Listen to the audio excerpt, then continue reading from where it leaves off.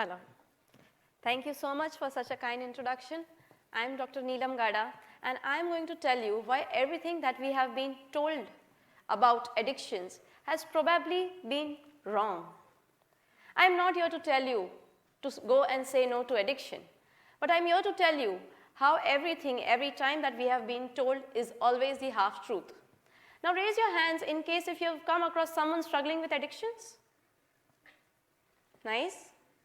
Raise your hand if you were to panic if your cell phones were taken away at the entrance. Come on, guys. Yes, of course, that's how drug addicts look when the dealer vanishes away.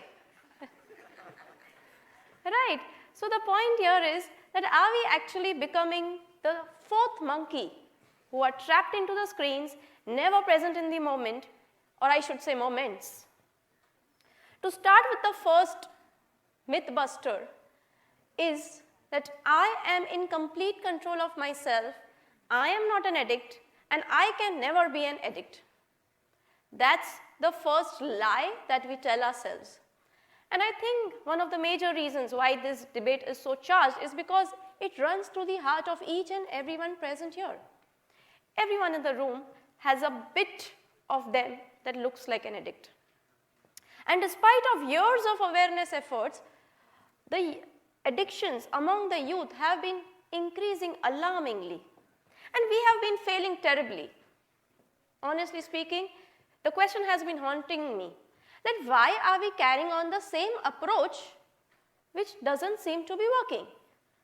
And is there any better way to help us out with this? There have been really like two mysteries that have stayed with me for a really long time, and I don't understand why.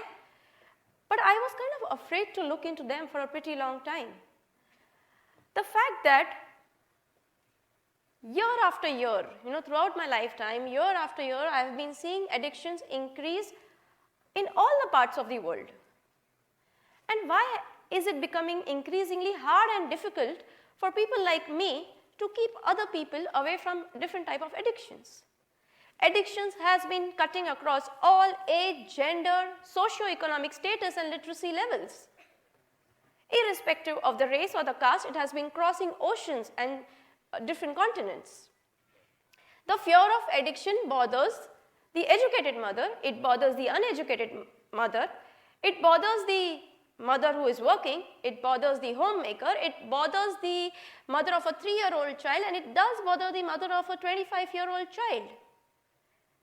It has been bothering the teenager whose dad is an alcoholic, it is bothering the parent who has a teenager.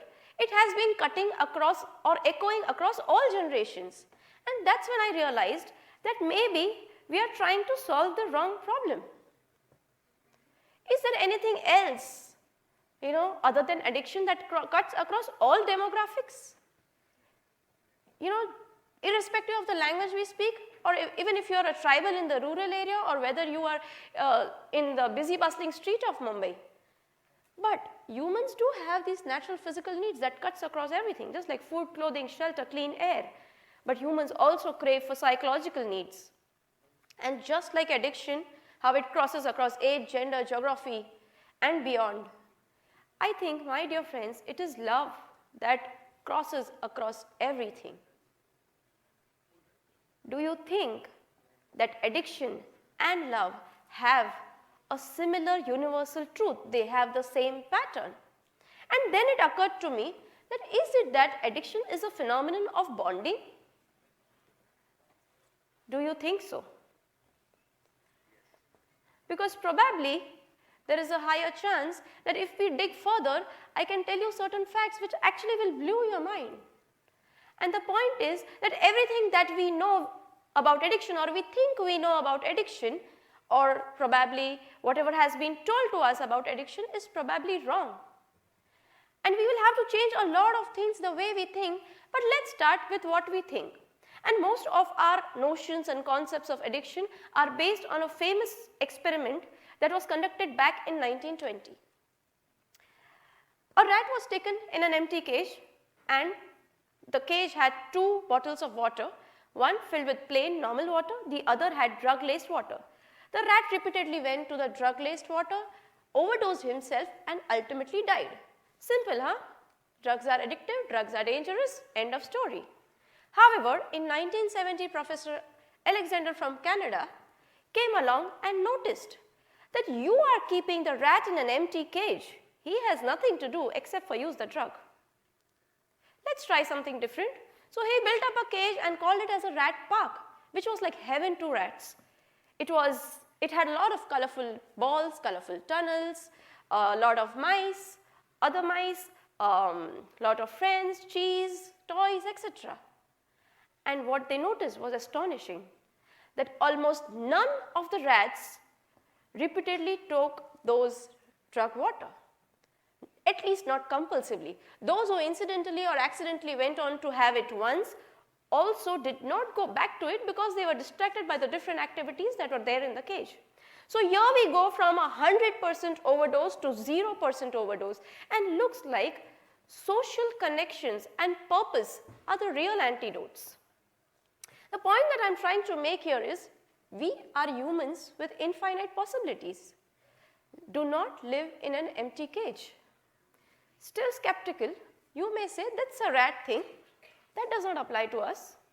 But incidentally, there was a similar human experiment going on around the same time in some other part of the world, which validated the rat park theory, and that was the Vietnam War.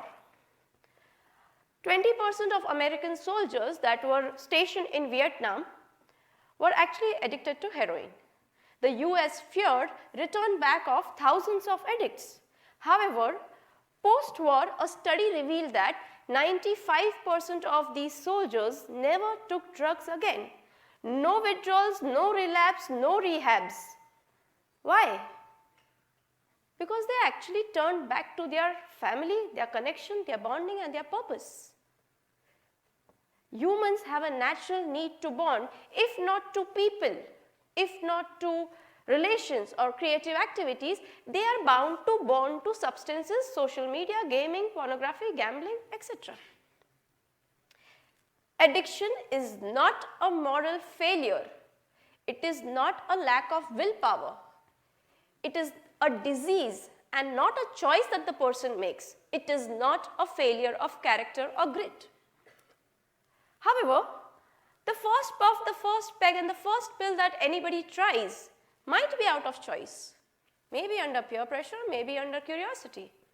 But that is exactly where we need to put the red flag.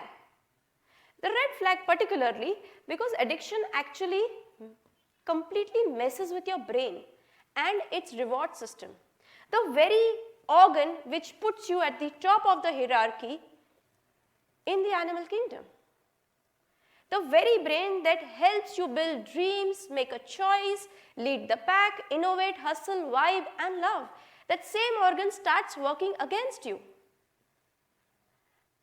And ask yourself, are you making the choice or is the choice making you? Because being on the top is not about dominance, it is about control, and control comes with the mind. And the illusion of control is actually what tricks people. You know the gang that says, I am in complete control of myself. I drink only occasionally. I know where to stop. That illusion is the first trap. And remember that no addict ever gets to choose whether he or she is going to be an addict or not. So the point is, addiction is not about weak willpower. It is about the strong human wiring, the brain wiring. And peer pressure is real. Believe it or not, 90% of addictions actually start because of peer pressure.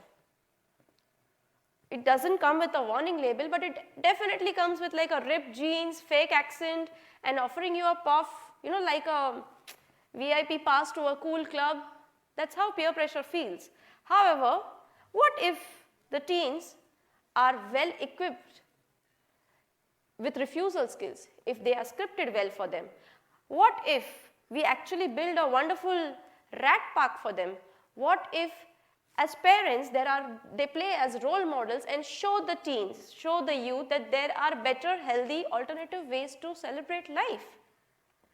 What if the rush of excitement is brought in by connecting to oneself maybe through painting, dancing, yoga, meditation, or the endorphin boost that can come with sports, mountaineering, or volunteering for a social cause.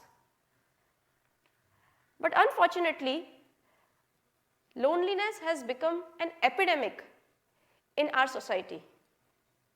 The problem starts with the fact that the average number of people that you can call in case of a panic or crisis has gradually been reducing since the 1950s, whereas the average number of the average floor space that a person is occupying in spite of the real estate boom has gradually been increasing. The point is that we are actually exchanging friendship for furniture, we are exchanging connection for consumption. So the point is, the worst thing that you can do as teens, I see a lot of teens here, the worst thing that you can do as a teen is to actually try any kind of substances before the age of 24. I'll tell you science which is never taught in school. Although the other parts of the brain might be developed, the prefrontal cortex, which is involved with decision making, impulse control, risk assessment, and long-term planning, is still developing. That is why you can probably solve a calculus problem easily, but still find it cool and reasonable to jump off a roof in a pool at 2 a.m.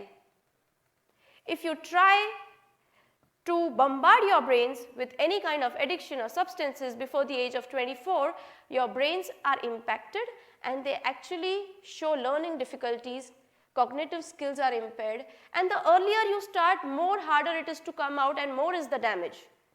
And the grey matter is all that matters, right? MRI brain scans were compared between a normal person and an addict person, and it revealed that there are more empty spaces in the grey matter of that of an abused brain. So the point that I am trying to make here is every peg, every pill, every puff that you try before the age of 24 consumes your potential. But what will you do when somebody tries to tell you vapes are safer, hookahs are herbal, and one drink won't do any harm? What will you do then? Remember that these are not facts, these are actually traps, and they do not come from research, they come from the marketing department that tries to sell you a cool lifestyle in a deadly package. One hookah session is actually worth 100 smoking cigarettes. Vapes that are marketed as safe and healthy are actually diet coke of nicotine. Vapes are not safe, they are strategic. They were purposely made stylish and cool to lure the youth. They purposely added flavor to mask the smoky smell. They purposely made it convenient so you don't have to repeatedly go to the vendor. And they also sprinkled sugar so as to add an extra hook of addiction. Marketing is designed to prey on your desire to fit in, to look cool, and to feel like an adult. So don't let your story be written by these sleek ads. And trust me, no one will ever tell you to say no forcefully. But before you say yes, before you make a choice, just think and ponder, is this your idea? Is this your choice or somebody else's idea of looking cool? Don't choose highs which are actually going to make you feel low. Every no that you say can probably be the biggest yes to your future.